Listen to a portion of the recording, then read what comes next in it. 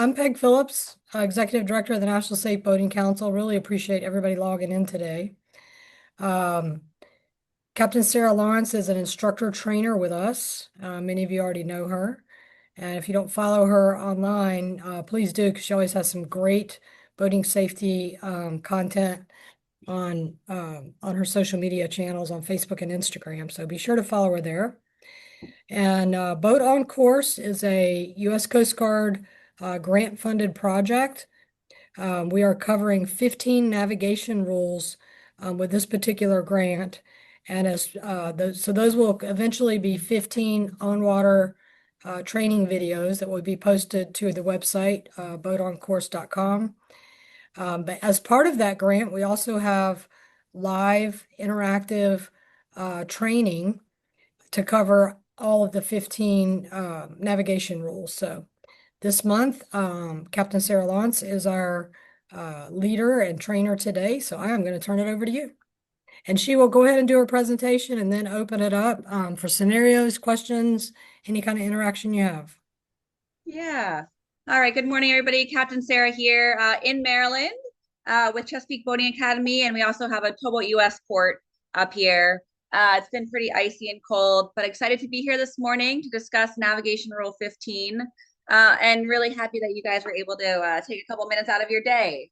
So I do have a slideshow presentation that we're going to go through just to discuss the rule and some other important things that go into it.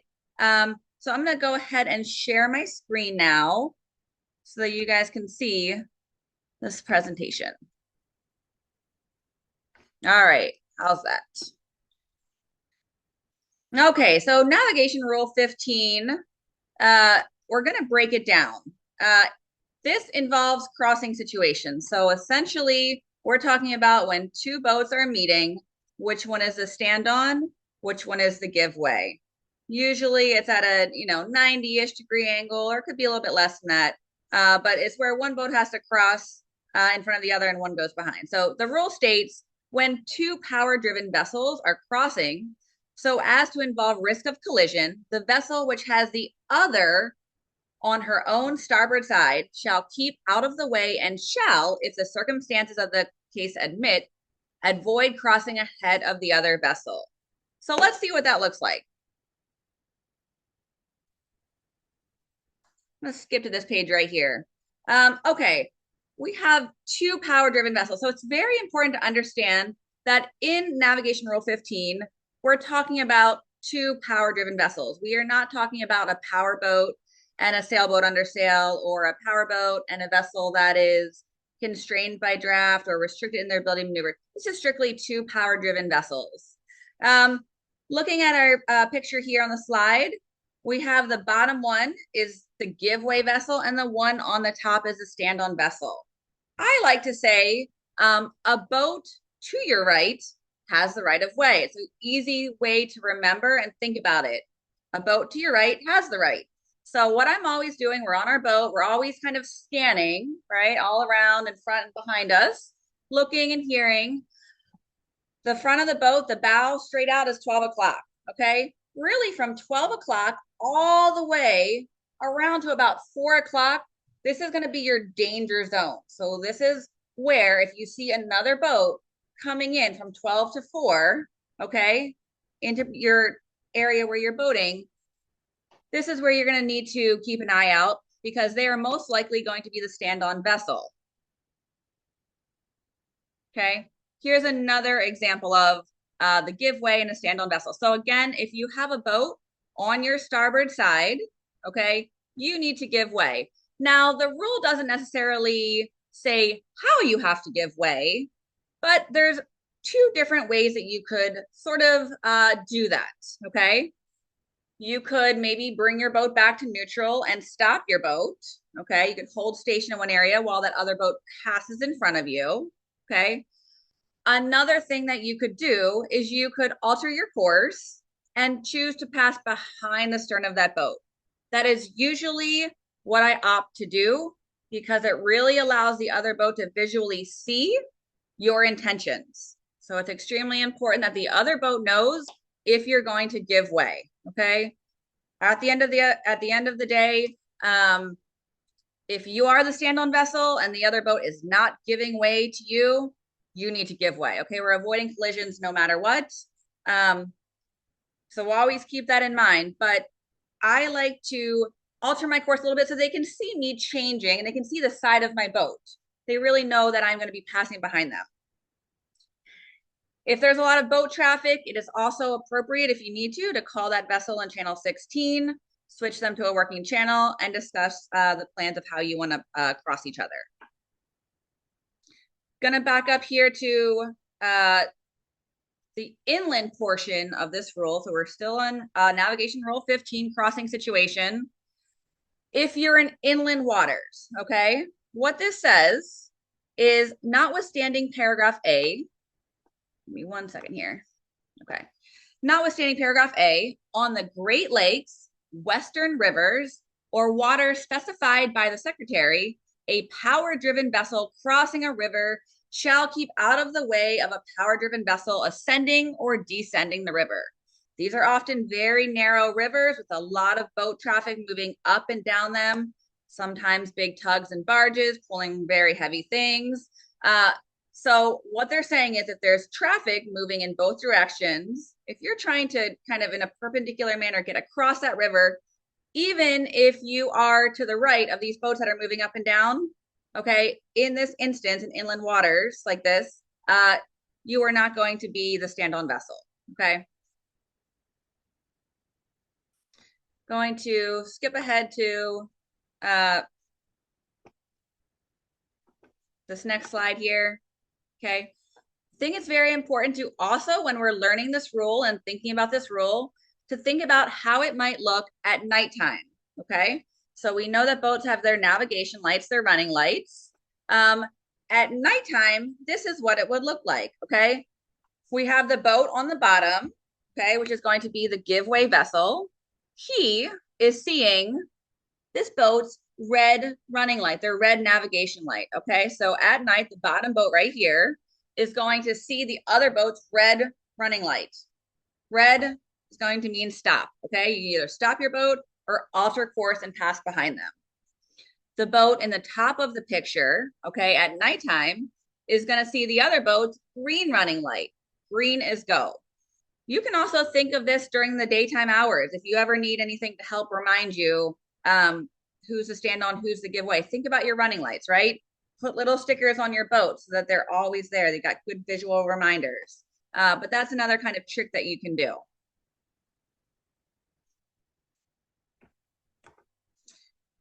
This is another example. I did it from a different angle here of what a boat at night, what their lights would look like, right? So we've got our port, our red navigation light, and then our green, our starboard navigation lights, usually on the bows of the boat. You've got your white light projecting over the stern, okay? So at nighttime, this boat on the left side, okay, they're going to be seeing the red running light, okay? This boat on the right side is to the right of the boat on the left, okay? So the boat on the left side is gonna have to pass behind them. If we're looking at the boat on the right side, when they're looking at this other boat over here, they're actually looking at their green running light. So this is gonna tell you green for go or red for stopping. We said that in this rule, this is really just for power-driven vessels. So I wanted to break down the different types of vessels that you might be encountering or seeing when you're out on the water. So here's a very kind of basic hierarchy that we'll go over. And this is vessels from highest priority to lowest priority, okay? So at the very tippity top, we've got what they call nuke vessels, vessels that are not under command, okay? Maybe it is broken down, so it really can't go anywhere. Maybe it is adrift. Maybe it's on fire. Okay, the vessel is not under command. Everybody else has to stay out of their way. Just below that, we've got vessels that are restricted in their ability to maneuver, okay? Boats that might have dredge rigs out. Boats that might be very heavy and can't make tight turns, okay? Got to stay out of their way. Just below that, vessels constrained by draft.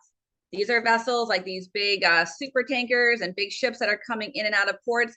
they've got to stay in these tight, narrow channels because if they come out, the vessel will go aground. Below that, we've got vessels engaged in fishing. This means that they're going to have their trawls or their big fishing lines out while they're underway. We've got to stay out of their way. They are also not easily maneuverable. They can't quickly turn and give way to you. Below that, we've got sailing vessel. It's important to know that sailing vessel, if their engine's on, they're actually power-driven boat. So sailing vessel with their sails up, okay? And just below that, we've got what we're talking about here, power-driven vessel. So power-driven vessel, boats with mechanical propulsion. This is really what this rule is talking about. Just below that, seaplanes, okay? So that's the very basic hierarchy. The reason I wanted to kind of discuss that is because you might be out on the water, okay? And if you're out and you see a sailboat, okay, that if it was a powerboat, they would be giving way to you. Well, if it's a sailboat that's under sail, you're going to need to give way to them, even if in a standard situation, if it was another powerboat, you would be the stand-on. If the vessel is under sail, you're giving way to them, no matter what, okay? So this is just another good visual. The one on the left side, the number one situation, okay? Powerboat number one with the green line is the stand-on. Just below it, the powerboat with the red line is the give way. They are giving way. Okay, they're going to pass behind this boat. And then in the second part of the picture here, we were looking at a sailboat and a powerboat. This powerboat recognizes that the sailboat is fully under sail, so they are going to actually give way to that sailboat, even though they are to the right on the starboard side of the sailboat. Here's a really bad picture that I made, but I just more of a visual aerial view of a sailboat in this same situation here. Even though this powerboat is off on the right side, that is a sailboat under sail, so this powerboat would have to pass behind the sailboat. This is something that happened on the Chesapeake Bay a couple years ago, and this powerboat here was found to not have been keeping active lookout, which we know is needs to be at all times. But this is basically the same situation. This powerboat, had they been keeping proper lookout, should have passed behind the back of the sailboat, right? So that's why this rule is so important to understand and to know. Everybody in this picture was totally fine. Nobody was hurt, but it's just a good visual of why we're learning the rules and why we need to understand them. It's our due diligence when we're on the water to understand the rules and how to implement them so that we're safe and everybody around us is safe on the water. So we have got two boats here, and we got boat A and boat B. So if you guys want to try to figure out which one is the stand-on and which one is the give way, let me know. Anybody have any ideas here? A is give way. Yep, A is the give way boat. So vessel A is giving way to vessel B. That is because the blue boat, the blue power boat, is to the right. They're to the starboard side of vessel A. Okay. You could also think, even if it's daytime, what color running light am I going to be seeing if you're in the blue boat? If you're in boat B and you're looking at boat A, am I going to be seeing their green or their red? We're going to be seeing their starboard, their green running light. So you're going to be the stand on, and they're going to be the give way vessel.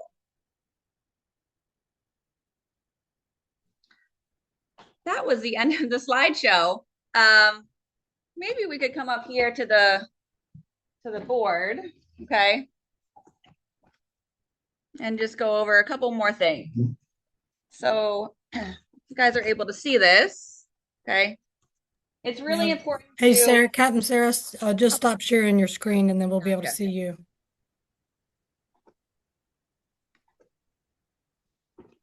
That's better.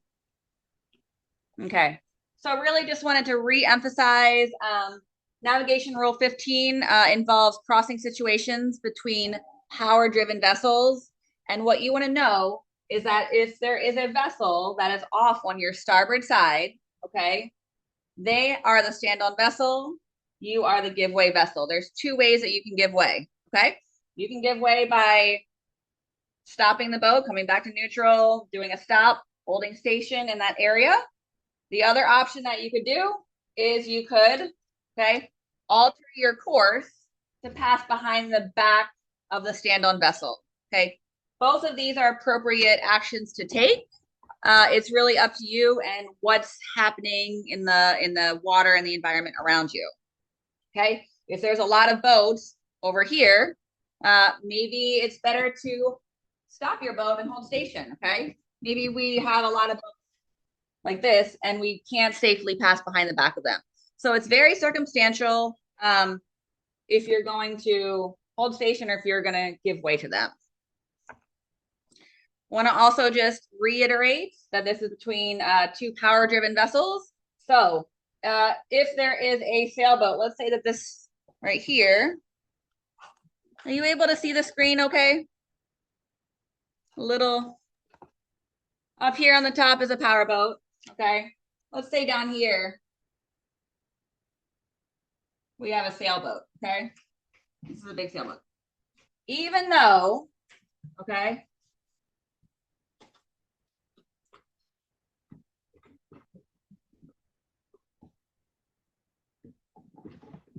even though this powerboat right here is to the right of our sailboat, okay, this is a vessel that is under sail. They are not power driven. Power driven means you're under mechanical propulsion. Therefore, in this case, because this is a sailboat, the powerboat would pass behind the sailboat, okay? Are there any questions about Rule 15 or any experiences that you guys have had on the water when you've been out there? Let's throw in some obstacles like maybe navigation marker or something like that.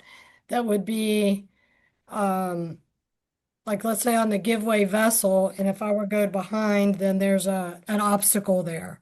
So tell me something else as the giveaway vessel that I could do to avoid a collision besides going behind the stand-on vessel. Right, let's say maybe we've got a channel here, okay? And we've got a boat coming out of the channel, okay? Are you able to see that? Yep.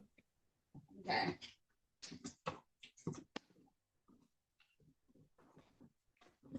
Okay, and this channel here, right? We're coming in, so they're heading into land. And over here is very, very shallow water, right? So in this situation, with this blue powerboat beginning to come out, right? Okay, there's no way that this boat at this point could go behind the back of them, because if they tried to, they'd probably be going out of the channel, possibly be going aground. So in this scenario here, it would be much better for this boat to just kind of wait, right? They want to stay stationary until this boat passes, okay? And then they can safely proceed, whether into the channel or straight ahead, okay? If you've got two boats that are, meeting in a head-on situation, this is completely another rule.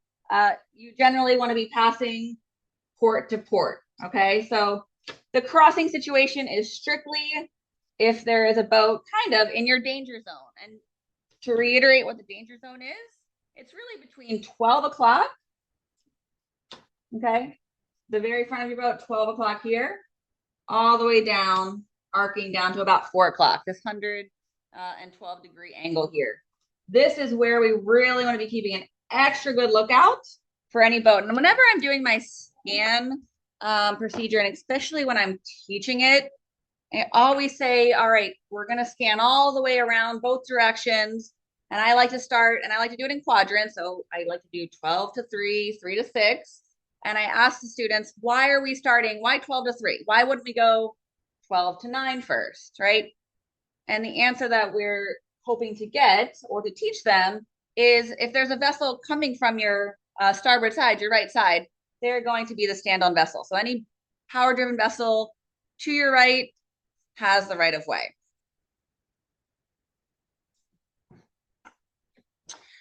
Got some other little power boats here that are kind of fun. I don't know if we're going to be able to see them well on the screen. But again, I just really want to encourage you to utilize the red and green colors of the running lights, put stickers on your boats, get fun little boats like this that are 3D, and run scenarios for people on your boat. One question that pops up a lot is, well, what about if there's a boat behind me? Okay. So maybe there's a power boat and they're on your right side, but maybe they're much farther behind you and here kind of out of your danger zone. Okay. In this case here, this is going to be an overtaking vessel if they're going fast enough that they can pass you. Okay. Overtaking vessels are always going to be the giveaway vessel. So you need to know that even if there's a vessel that is off on your starboard side, your right side, okay, if they're far enough behind, if they're trying to overtake you, they are the overtaking, they are the giveaway in that scenario. Can anybody else think of any situations or questions that they might have regarding NAV Rule 15? It's one of my favorite rules, and it's one that we probably use most often out on the water. And like I said, if you're unsure if the other boat is going to be standing on or giving way, be the giveaway vessel, okay? There's no need to exert your stand-on authority if you feel like there is a risk of collision, okay? So like to give way, and I like to let other boats know early, and I like to let them see my boat really changing direction. So if we're altering our course, let's not alter 15 degrees. Let's alter a good 45 degrees so they can really see the bow of my boat. Now they're trying to see the side of my boat turning away. And that way it indicates to the other person driving, hey, this boat's going to pass behind my stern. They know that they can stay on course. Sarah, I think you had a question on the comment section. Oh, okay. Let's see. What I would be asking, is there ever a time as the give way vessel to turn left in front of the stand-on vessel rather than stopping or turning behind it? Is there, hold on one second. Let's, In all of our give way positions, we've never tried to outspeed and go left of the oncoming vessel. you should not. Never. We've Never. never tried to anticipate turning. Okay, just confirming. Well, this, and that you bring up a really good point. So this rule is vessels within sight, right? They can visually kind of see each other. If they're so far away from each other, there's a couple nautical miles separating the boats, that's fine, right? Have a boat off on your starboard side. If they're far enough off that you can safely pass in front of them, not a problem, okay? But if both of the vessels, okay, are holding their course and holding their speed, and the distance between them is decreasing, then we need to get into the situation where the vessel to the right, okay, on the starboard side, is going to be the stand-on, and the vessel that is the giveaway is going to be the one on the port side. Let's go to this one right here. Okay, it's a nice clear picture. Any power-driven vessel to your starboard side, to your right, okay, has the right of way. So they're going to get to continue on. They're the stand-on vessel. They get to keep going, okay? The giveaway vessel is the one they have two choices. They can either stop and hold station while that boat passes in front of them, or they can alter their course and pass behind the back of the stand-on vessel, okay? The only time that it would ever be appropriate to speed up or pass in front of that boat or turn to port would be if it's so far away, you know, not even in sight, and there's no risk of collision or danger. Otherwise, you need to give way and pass behind the back of the other stand-on vessel or hold station. Okay, thank you for bringing that up because I just want to make sure that people, since it is flipping it, I forgot it was the mirror effect.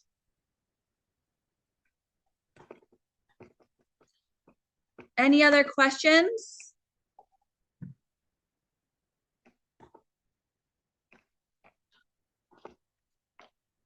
Thank you guys so much for joining us today. I think a lot of you are probably instructors, so if you have anything you want to add or certain ways that you teach it or explain it, would love to hear. I'm all ears. I'm always looking to, add some new, different explanations into my book. Hey, my name's Sean Elmore. I work here in Georgia, and little background. I know I've reached out to Peg about becoming an instructor with National Safe Boating Council, but I'm an instructor in the boat incident investigation for NASBA.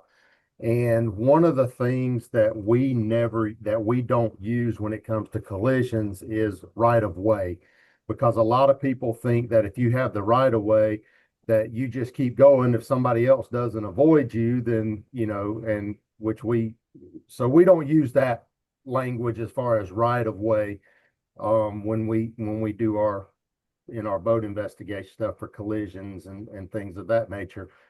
Since I can't remember exactly what rule, that all vessels have to avoid the collision, as a stand-on vessel. That's one thing we do tell our students. So I think that would, and also I teach the BCM BOSAR and different things to our boat operations, to our academy, to our game wardens here in Georgia. So just a little thing that I thought I'd throw in there. Absolutely. Yes. Avoid collision at all costs, no matter what. And I'm sure we've all seen on super busy weekends, holiday weekends, or even just a lot of boats out fishing, right? People aren't always paying attention. Okay.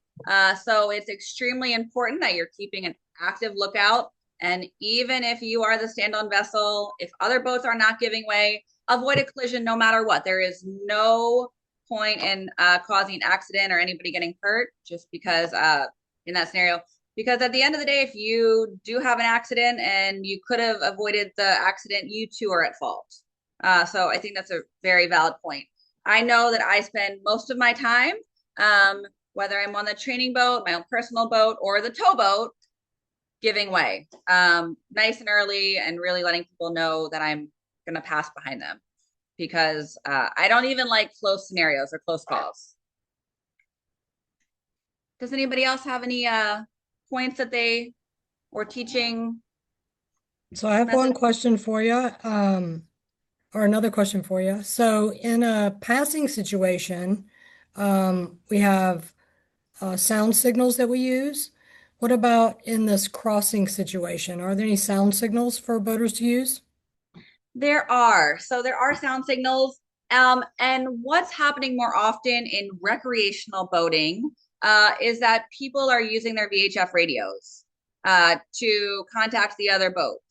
So a lot of students will ask that question, and you'll usually see it in bigger commercial boat traffic. But when you get into smaller boats, most of the time people are going to get onto channel 16 and they're going to hail the other vessel on the VHF radio, switch to a working channel, and discuss the different ways that they're going to pass on there. Yeah. So for example, we hear it a lot where we are. Hey boat, at red number 2 in the Kent Narrows, I'm gonna put you on my port side, right? People are just letting the other boat know their intention, so that everybody can hold their course or alter their course as necessary. Yeah, that's great. Yeah. Any way to communicate your intention with the other boaters, I think, it's just another safety measure out there. And I would also say, I mean, if you're in a close enough, if you're in close quarters, so proximity, even like sometimes even pointing with your hand or like saying, hey, I'm gonna go behind your stern. It's not always gonna work on a windy day, open water situation. But if you're in a tight marina and you're in a basin and you're trying to get to the fuel dock, use all means available to communicate your intention. Well, thank you all so much for coming to this, boat on course video. We're doing it once a month. And we're gonna be covering all of the rules up through rule 15, but there's more rules in the future that we're gonna do that we haven't done yet. So we hope you'll join us. And you can always rewatch the videos on the Boat on Course website. So thank you guys very much. And I hope that you have a safe season, and I hope to see you on the water.